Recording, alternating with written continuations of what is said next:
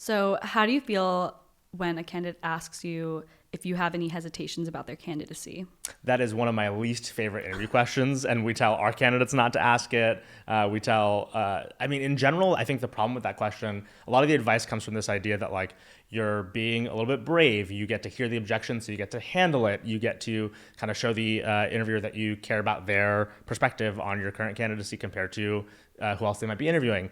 But I think all of that misses the two major downsides of that question. The first is it's quite awkward for the interviewer to answer that, and not in like a, oh, they're an awkward person sort of way. Even someone like me who's really comfortable giving feedback live on an interview, if I have an objection that you haven't really fought back on, I'm not really looking for you to engage it directly. My questions for you will be centered around getting you to answer it indirectly. And so me, saying something like, yeah, my hesitation is you don't have XYZ experience.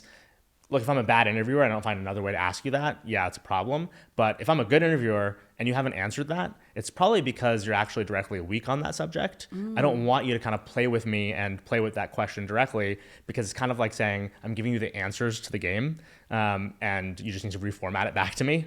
That doesn't work. The second thing about that is, it's actually also structurally not great for the interview, because this is like a last question and you want to leave on a relatively positive note. And so if the last thing you're prompting my brain with is what is the problem with you, I'm now going to, even if the conversation winds up being positive or somewhat constructive, I'm going to leave having been asked and prompted in my brain to come up with what your flaws are.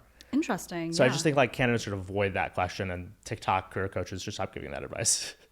I think that's good advice. What's the most awkward answer you've given to that question? I'm definitely honest. That's the hard part, as I am honest about it. I believe that. Yeah. And so I think, like, I don't think any of them have been awkward because I'm, smart enough to frame things the right way where the person can empathize with what I'm saying and they understand in the context of who they are.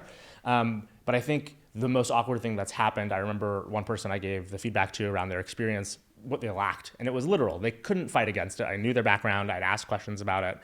And they just tried to like shoehorn a bunch of other examples in. This is very common. A lot of people do this across the board in interviews. But when they're doing it so directly, this is why this question is so bad, it was just a lot for me to like sit there and go, oh man, like this just sounds awful. It's almost like their candidacy was way worse because now they were attempting to tackle it with like analogies that made them seem off. It's kind of like, okay, you've gotten the cheat code to what your problem with your candidacy is, but you actually don't have the material required to craft a proper response. And now you look kind of off for attempting to shoehorn a bunch of other stuff, square peg, round hole sort of thing. Right. Yeah. Interesting. I mean, personally, I prefer when candidates ask me for feedback via email after the interview rather than ask me, during the interview at the end, once again, kind of leaving a bad taste in your mouth. So I agree. And more companies should give real feedback. I think a lot of them are scared for legal reasons that like, I've looked this up before. I don't think a lot of companies get smacked for giving feedback, yet that's their fear. You have to do it appropriately, and there probably should be some internal, review mechanisms for when companies do decide to give candidates feedback. But I think a lot more candidates appreciate it than not. Our team gets some negative reactions sometimes when we give feedback, but I think it's worth it because the people who we help and support, we turn them into real fans because they appreciate what we've been able to give them as far as value for their time. 100%.